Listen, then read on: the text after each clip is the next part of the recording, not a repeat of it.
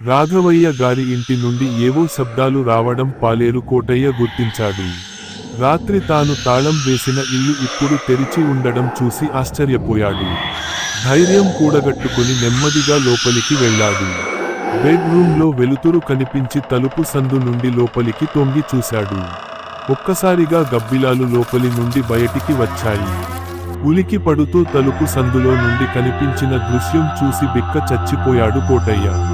TV remote గాలిలో నిలుచుని టీవీని ఆపరేట్ చేస్తుంది. అది చూసిన కోటయ్య భయంతో అక్కడి నుండి పారిపోయాడు. పార్థసారథి తన ఆఫీసు వర్క్ చేస్తుండగా పోలీస్ స్టేషన్ నుండి కాల్ వచ్చింది. వెంటనే లక్ష్మీపురం వచ్చి పోలీస్ స్టేషన్లో రిపోర్ట్ చేయమని చెప్పారు. అంతలోనే కోటయ్య దగ్గర్నుంచి కాల్ వచ్చింది. అతను చెప్పింది విని పార్థసారథి బుర్ర కాసేపు పనిచేయడం మానేసింది. హుటాహుటిన లక్ష్మీపురం చేరుకున్నాడు. లక్ష్మీపురంలో నివసించే రాఘవయ్య జానకమ్మల కొడుకే ఈ పార్థసారథి. ఈ మధ్యే పెళ్లి చేసుకుని పట్నంలో కాపురం పెట్టాడు. వారం వారం తల్లిదండ్రులను చూడ్డానికి లక్ష్మీపురం వెళ్తాడు.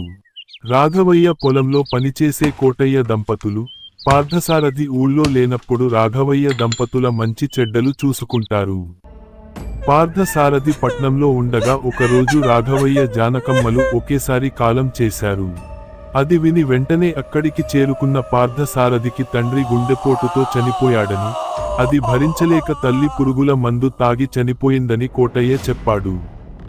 అంత్యక్రియలు చేయాల్సిన కర్మలు పూర్తయ్యాక మళ్లీ డ్యూటీలో జాయిన్ అయ్యాడు పార్థసారథి. భార్యకు నెలలు నిండడంతో పుట్టింట్లోనే ఉంటుంది. ఇప్పుడు అనుకోకుండా ఫోన్లు రావడంతో ఇంటిబాట పట్టాడు. పార్థసారథి మొదట కోటయ్యను కలుసుకున్నాడు. అసలు ఏం జరిగింది, ఎందుకంతలా భయపడుతూ ఫోన్ చేశావు అని అడిగాడు పార్థసారథి.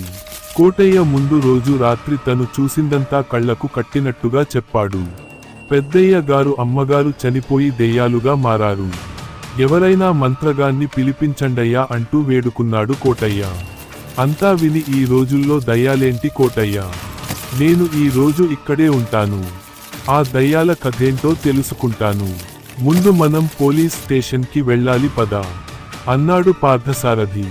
ఇన్స్పెక్టర్ పార్థసారథితో, మొదట మీ నాన్నగారు చనిపోతే అది భరించలేక మీ అమ్మ ఆత్మహత్య చేసుకుందని మనం అనుకున్నాం. కానీ పోస్టుమార్టం రిపోర్ట్లో మీ అమ్మ చనిపోయాక మీ నాన్న మరణించినట్టు ఉంది. మిమ్మల్ని విచారించమని నాకు పైనుండి ఆర్డర్లు వచ్చాయి అని చెప్పి మొదట పార్థసారథిని తర్వాత కోటయ్య దంపతులను కూడా విచారించారు ఇన్స్పెక్టర్. వాళ్లకేం తెలియదని అతనికి అర్థమైంది. ఎంత ఆలోచించినా అసలు ఏం జరిగి ఉంటుందో అర్థం కాలేదు అతనికి. రాత్రి కావస్తుండగా హాల్లో పడుకున్న పార్థసారథికి కిటికీ చాటున ఎవరో నిల్చున్నట్టుగా అనిపించింది. అది తన తల్లి అని గుర్తించి అమ్మా అని పిలుస్తుండగానే జానకమ్మ స్థానంలో దయ్యం ప్రత్యక్షమైంది.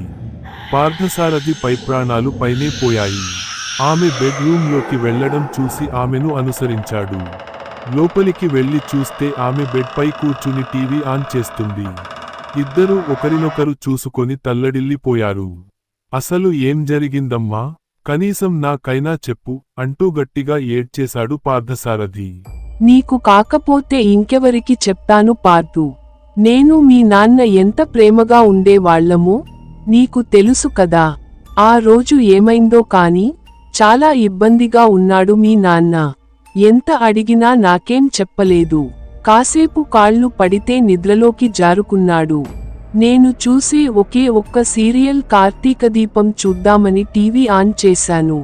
ఇంతలో మీ నాన్నకు బీపీ ఎక్కువై ఆ కోపంలో నా చేతిలో రిమోట్ లాక్కొని టీవీ బంద్ చేశాడు.